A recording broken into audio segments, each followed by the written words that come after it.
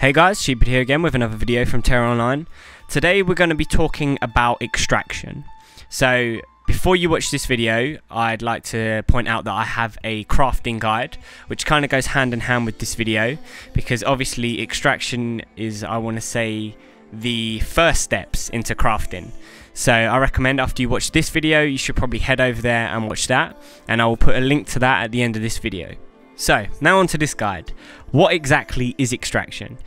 This is kind of a new thing that I haven't really seen in any games. Obviously there's some games where you can disenchant items, but that's only for one specific item and it only gives you like dust and stuff like that. However, in Tera it basically lets you extract items like materials from any weapon or piece of clothing in game. So as you can see here on screen, I actually leveled a character from 0 to 32, which was the level cap at this time, and I didn't delete slash sell slash get rid of any item. So normally what you would do is you just take all the shit you didn't want, all like the green boots and all you can see here, and you just sell it to the vendor, and yeah, you probably make, I don't know, 50 to 100k gold for it, but that's not much. And in Tera they probably realized that, and they said you can actually take all those items and use them against something useful. So basically what extraction lets you do is it lets you take these fucking blue boots that I don't use because they're a bag of shit, and I can extract metal from them, which I can then use to build other stuff in my crafting. So as you can see here on screen, there's actually 4 types of extraction. There's cloth extraction, metal extraction, energy extraction, and leather extraction. So obviously if I have a leather chest, I have to use the leather extraction. If I have an axe, I obviously have to use metal extraction. And doing these two things is obviously going to give me different materials. For example, from the leather extraction I'm going to get leather, and from the metal I'm going to get metal. So it's kind of obvious there, but whatever. So the good thing about it is that you no longer have all this shit in your bags that's useless. Like, every item is actually useful to you now. You can actually keep hold of it, as I did here, and you can extract all the items, which is actually going to take you fucking ages because it took me about 2 hours to do all this. But it's actually useful and it will help you level your crafting. So now we know what extraction is, I'm going to show you how to do it. So the first thing that you need to do is you actually need to go buy the scrolls. So as you can see on here, you can buy them from any merchant. They actually have a scrolls tab, and when you click on this you'll notice that it comes up with the 4 types: cloth, metal, energy and leather. The thing is that you need to buy the skill level of extraction that relates to the tier of item you wish to extract. So for example, if I have a tier 1 axe, I actually need to buy tier 1 metal extraction. If I have a tier 3 leather chest, I need to buy tier 3 leather extraction. The only thing is that you need to learn these from the ground up. If I want to extract a level 6 weapon, I actually have to learn level 1, 2, 3, 4, 5 and 6. And you only have to do this once, and it really doesn't cost that much. So once you've bought this scroll, simply all you do is you right click it and then you learn that thing. If you press J, it'll actually bring up this crafting slash extraction window that you can see on screen. And this basically tells you your level of extraction across the 4 materials.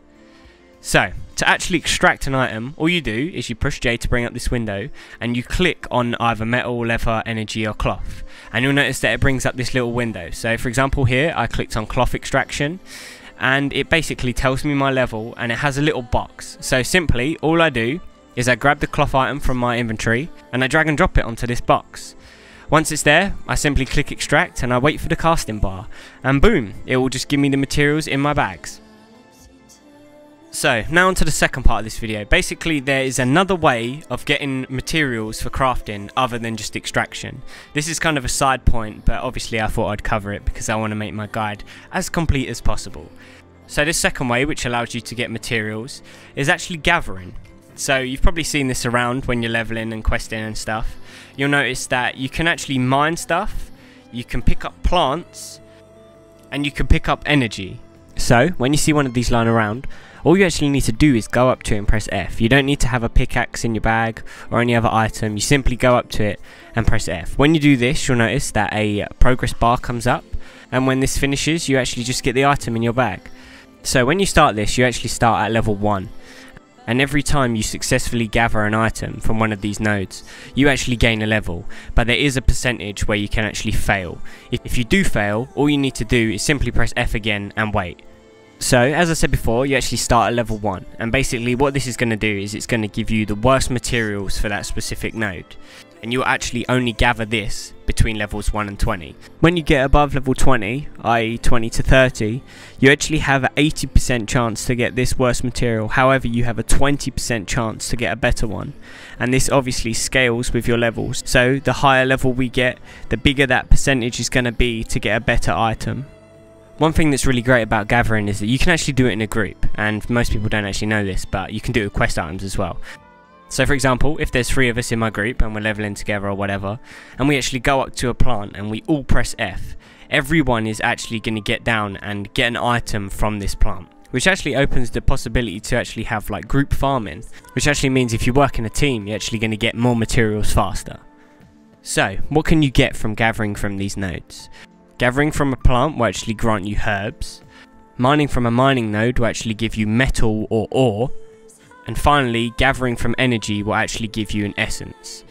So from what I could find out, basically if I hit top level and I go back to the Island of Dawn and I actually gather from a energy node there, I can actually still get the same materials because I'm high level that I would get in a high level zone. So it actually doesn't matter where you actually gather the materials, it's just specifically done on your gathering level for that specific gathering type. There is actually a 4th and final gathering type, if you would like to call it that, which is actually your way of getting leather. So this actually works pretty differently in regards to the other 3 gathering types, and this one is called skinning. So for starters, you actually don't have a specific level which you have to level up for this. Instead of actually leveling up your own profession in skinning, all you need to do is kill higher and higher level mobs to get better loot. So for example, if you kill a level 1 monster, you'll get the worst leather, which is rawhide leather. And if you kill a level 20 monster, you actually get rugged leather, and this obviously continues all the way up to max level.